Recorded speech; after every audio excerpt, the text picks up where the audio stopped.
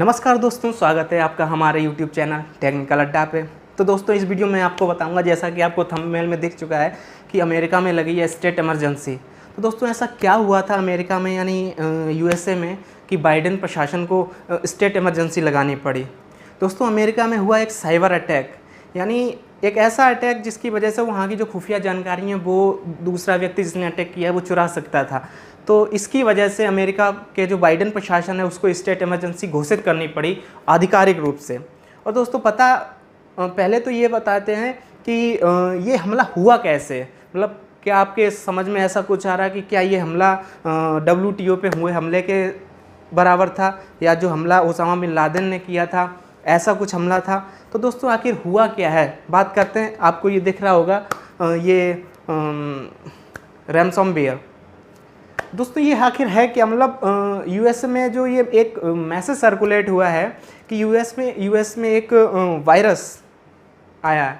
अब ये वायरस इंसानों वाला वायरस नहीं था, ये वायरस है वहाँ के जो सिस्टम्स हैं या जो लैपटॉप्स हैं उनमें एक वायरस पाया गया। तो ये वायरस ऐसा क्या वायरस था इसका जो जिसकी वजह से मतलब पूरा अमेरिका इतना मतलब व्याकुल हो गया। दोस्तों, ये वायरस एक ऐसा वायरस था, ये फिरौती मांग रहा है। मतलब आप एक बार समझ के देखिए कि आपके पास में एक आपने जो अपने निचले स्तर पे देखा होगा कि कोई बच्चा अगर किडनैप हो जाता है तो उसके किडनैपर उससे फिरौती मांगते हैं और बच्चा वापस दे देते हैं। लेकिन ये एक ऐसा वायरस है जो कि अमेरिका के सिस्टम्स में आ गया है और अब अमेरिका वालों से फिरौती मांग रहा है कि हमको भैया इतने पैसे दे दो तो हम तुमको छोड़ देंगे, अन्यथा हम तुम्हारा जो है डेटा पब्लिक कर देंगे। तो जो भी ऐसे ये वायरस होते हैं जो मतलब कि आपको मतलब फिरौती टाइप की मांगते हैं, इनको बोलते हैं रैनसमवेयर। ठीक है, तो ये जो भी रैनसमवेयर होते हैं ये सभी आपने देखा होगा कि आपके जो भी लैपटॉप हैं, आप फ़ोन भी चलाते हैं, उन फ़ोन्स में आपका एक हार्डवेयर होता है और एक सॉफ्टवेयर होता है। और जो ये सॉफ्टवेयर जो आपको फेसबुक चल रहा है, व्हाट्सएप चल रहा है, यूट्यूब चल रहा है, ये सारे एक एप्लीकेशन हैं जो एक सॉफ्टवेयर रन करता है। तो ये एक सॉफ्टवेयर के अंदर एक दूसरा सॉफ्टवेयर इंक्लूड हो जाता है जो कि आपके डेटा को मतलब डिलीट करने लगता है। आप सभी के पास, जिसके पास में लैपटॉप होगा या जिसके पास में फ़ोन होगा, उन सबको पता होगा, आप सभी अपने फ़ोन में एंटीवायरस भी रखते होंगे या लैपटॉप में भी एंटीवायरस रखते होंगे। तो एंटीवायरस का काम होता है कि जो वायरस आ जाते हैं उनको मतलब मार देना। लेकिन ये ऐसा वायरस क्या है कि मतलब सॉरी, ये ऐसा कौन सा वायरस है जो मतलब कि इसने पूरे अमेरिका को मतलब व्याकुल कर दिया है।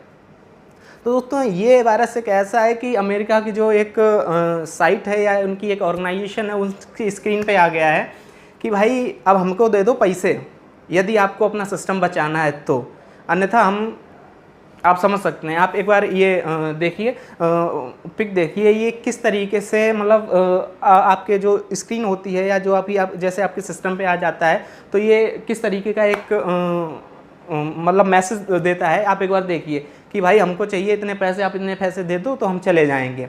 ठीक है, तो आप सोच रहे होंगे कि जब ये मतलब कि पैसे मांग रहा है, अब अमेरिका जैसा इतना विकसित देश जो मतलब कुछ भी कर सकता है, मतलब कुछ भी हैक कर सकता है, कहीं से भी पता लगा सकता है। फिर अब जैसे कि अब नॉर्मल सी भाषा में जैसे हमारा जहाँ तक दिमाग चलता है कि हम सोचते हैं कि सामने वाले ने पैसे मांगे तो जब हम उसको पैसे देने जाएंगे तो हम उसको पकड़ सकते हैं।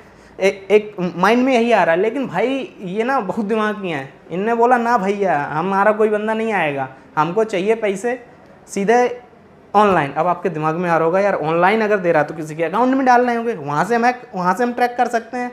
लेकिन भाई ये ऑनलाइन भी नहीं ले रहे हैं, इन्होंने बोल दिया कि हमको पैसे चाहिए क्रिप्टो करेंसी में। क्रिप्टो करेंसी का ऐसा सीन होता है कि क्रिप्टो करेंसी स्पेशल एक नंबर जनरेट होता है और उसके बाद में उस क्रिप्टो करेंसी का जो पैसा कोई नहीं जानता, मतलब किसी सरकार के डिटेल में नहीं होता, कहीं पे भी उसका कोई डाटा नहीं होता है, कोई उसको हैक ही नहीं कर सकता है। सेकंड चीज़ अब आपके दिमाग में आ रही होगी कि जब ये पैसा मतलब क्रिप्टो करेंसी किसी को देंगे तो नेटवर्क के थ्रू हैक कर सकते हैं, मतलब जिस नेटवर्क को वो लोग यूज़ कर रहे हैं, मैसेज कर रहे हैं, तो भाई ये उनसे भी ऊपर वाले निकले हैं। ये लोग यूज़ कर रहे हैं डार्क नेट। ये एक ऐसा नेट का माध्यम है जिसको मतलब जिस व्यक्ति ने इसको बनाया है ना, वो भी इसके अंदर नहीं जान सकता कि यहाँ हो क्या रहा है।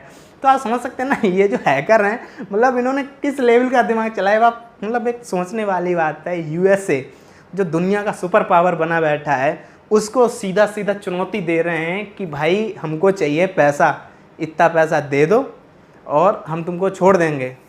तो आप एक बार सोच सकती है। अब मैं आपको बताता हूँ कि आखिर हुआ क्या, मतलब पूरा मामला क्या है। दोस्तों ये आप एक बार देखिए, ये है अमेरिका का मैप, यूएसए का मैप, और ये पूरा मतलब कि जो अमेरिका की 50 स्टेट्स हैं, ये पूरा उनका एक यूनाइटेड स्टेट ऑफ अमेरिकाज का जो पूरा मैप है ये वो है। लेकिन इसके अलावा ये दूसरा मैप आप देखिए, ये अमेरिका के जो पूर्वांचल के 12 स्टेट हैं, ये उनका मैप है। इनमें से होके एक पाइपलाइन निकली है। ये पाइपलाइन कोई साधारण पाइपलाइन नहीं, आप एक बार देखिए, ये इस तरीके का एक पूरा जाल है, मतलब पाइप्स का पूरा जाल है, एक बार आपको दिख रहा होगा।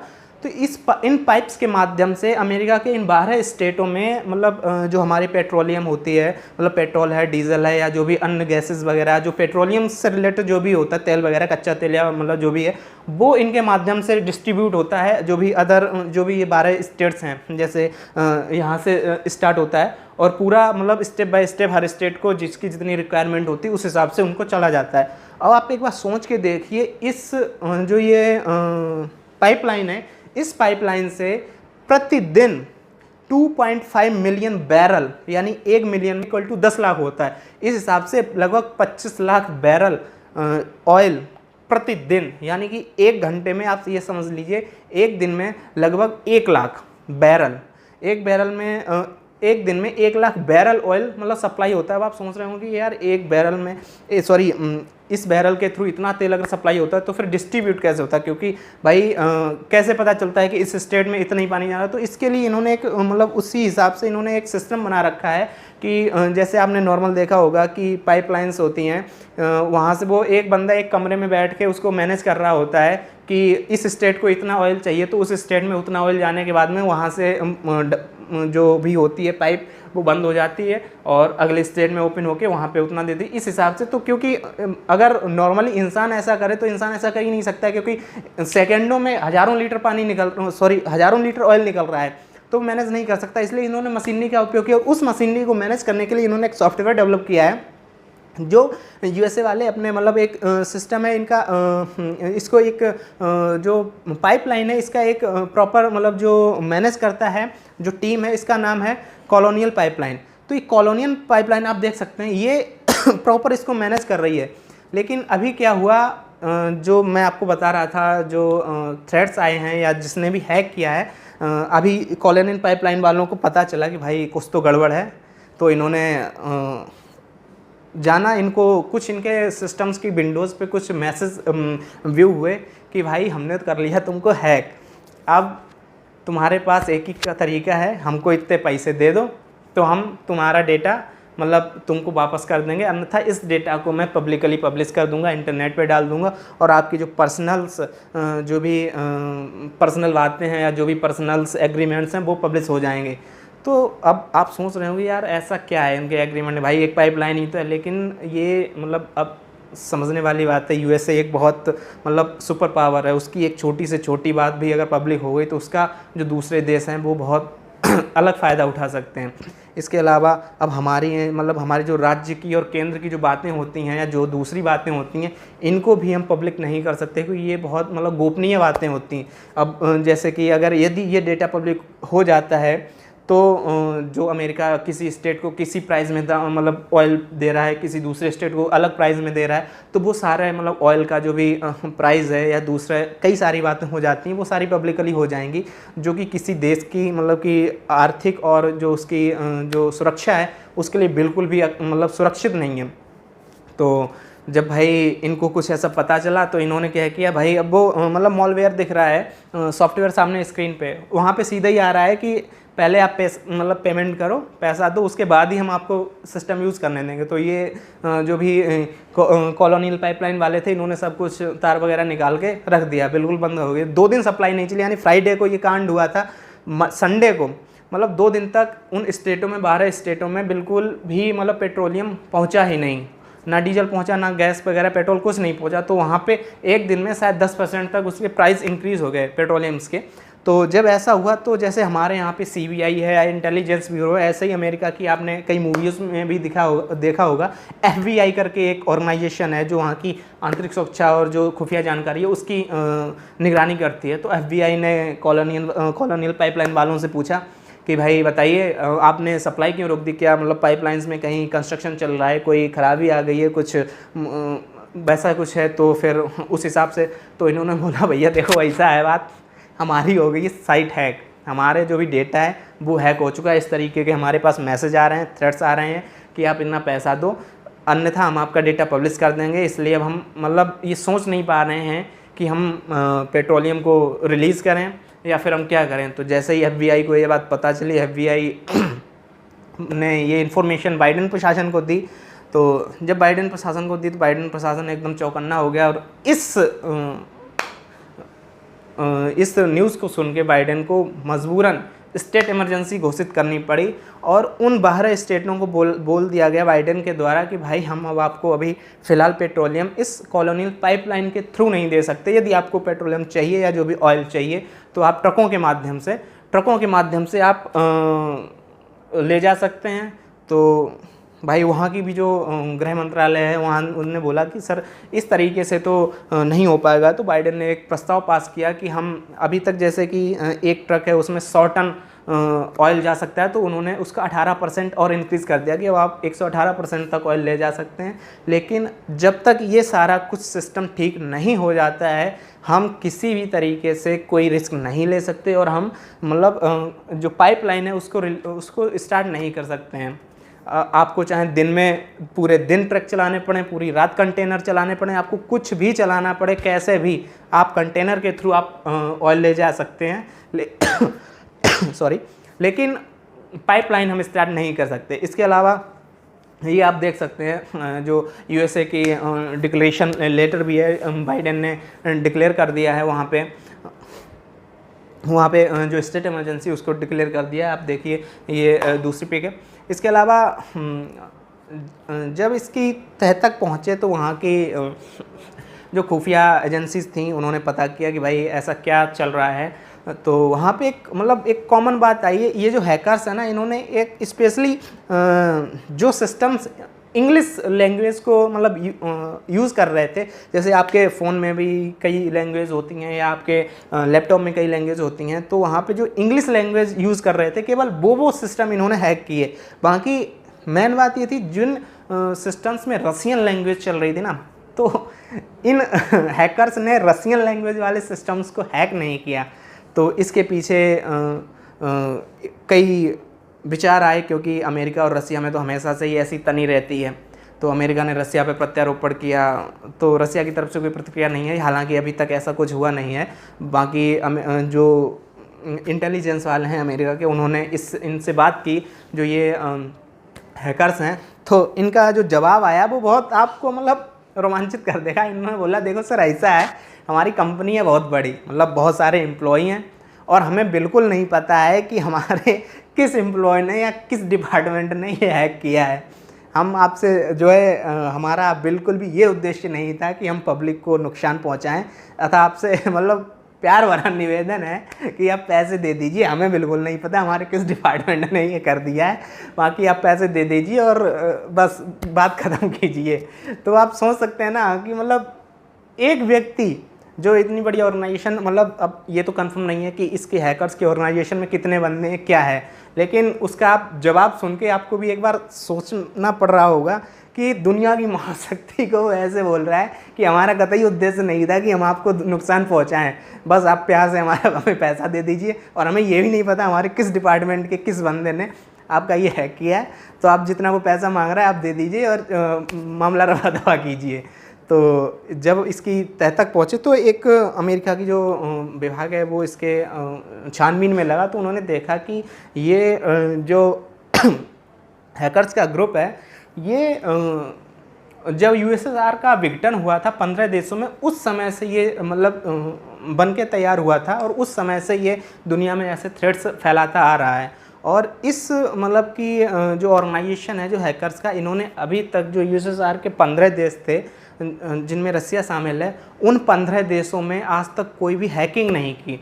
तो इससे हालांकि अब ये तो आने वाला समय बताएगा कि रसिया में और अमेरिका में क्या तंती है, क्योंकि अभी तक तो कोई रिपोर्ट्स नहीं आई हैं ऐसी।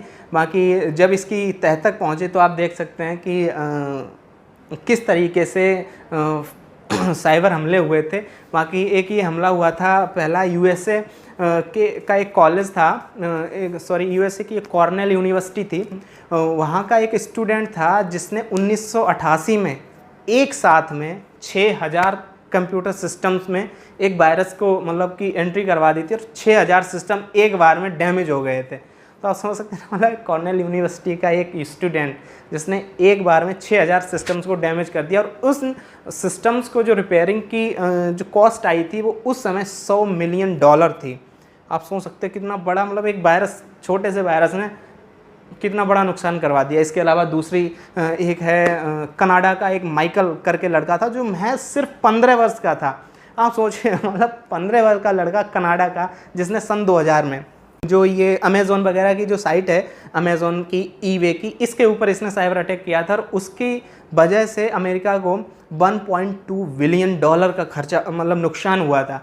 इसके अलावा दिसंबर 2009 में चीन का जो एक चीन में जो गूगल का हेडक्वार्टर है, मतलब चीन में जो गूगल का हेडक्वार्टर है, हाँ, वहाँ पे एक साइबर अटैक हुआ था। इसके अलावा उनका कई सारा डाटा, मतलब बिल्कुल डाटा ही उड़ा दिया था गूगल, बिल्कुल तहस नहस कर दिया था। इसके अलावा 1998-99 में भी एक 15 साल का एक जॉनसन जेम्स करके लड़का था। इसने यूएसए का जो रक्षा विभाग था और जो नासा, आपने सुना होगा नासा जो अमेरिका की अंतरिक्ष एजेंसी है, उसकी ही साइट मतलब वो कर दी थी, हैक कर दी थी, और साइट हैक करके इन्होंने उनका जो डेटा था वो उड़ा दिया था, एकदम उनका सॉफ्टवेयर ही गायब कर दिया था। इस वजह से इस साइबर अटैक में अमेरिका को $1.7 मिलियन का मतलब लॉस हुआ था। इसके अलावा और भी कई सारे हैं। हालांकि अब बात करते हैं अपने इंडिया की, तो इंडिया में भाई अभी पिछले अपने अक्टूबर 2020 में एक अटैक हुआ था महाराष्ट्र में। तो आपको ये जानकर हैरानी होगी, महाराष्ट्र में आपने न्यूज़ में भी सुना होगा, अभी जब ये कंगना वाला चल रहा था मैटर, तो महाराष्ट्र के कई डिस्ट्रिक्ट्स की एक साथ में लाइट चली गई थी। तो लाइट चली गई, तो हालांकि हम लोगों का तो रोज़ का ही है, हमें कोई फ़र्क नहीं पड़ता, लाइट आए लाइट चली जाए, हम फिर से चालू कर लेंगे। बीएमसी वालों या वहाँ की जो बिजली विभाग था, उन्होंने अनाउंसमेंट कर दिया कि तकनीकी खराबी आ गई थी, उन्होंने फिर से स्टार्ट कर दिया, लाइट चालू हो गई। तो हमें बिल्कुल फ़र्क नहीं पड़ता, हमारी सरकारों को बिल्कुल ही पता नहीं चला कि ऐसा क्यों हुआ, कैसे हुआ। 2 महीने बाद अमेरिका का एक न्यूज़पेपर है न्यूयॉर्क टाइम, उसने बताया कि इंडिया के महाराष्ट्र में जो लाइट गई थी वो हैकर्स की वजह से गई थी। तो हमें पता चला, अरे वाह, मतलब जो लाइट है वो भी हैकर्स की वजह से जा सकती है। तो हम बिल्कुल मतलब हैकर्स को बहुत बुरा लगा कि यार इंडिया वाले बिल्कुल इज्जत ही नहीं दे रहे हैं।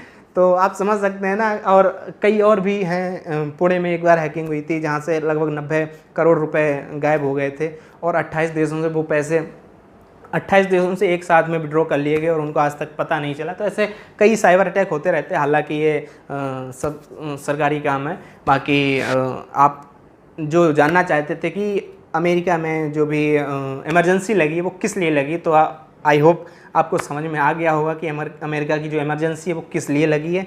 चलिए, तो मिलते हैं आपको फिर एक नए वीडियो में, तब तक के लिए धन्यवाद।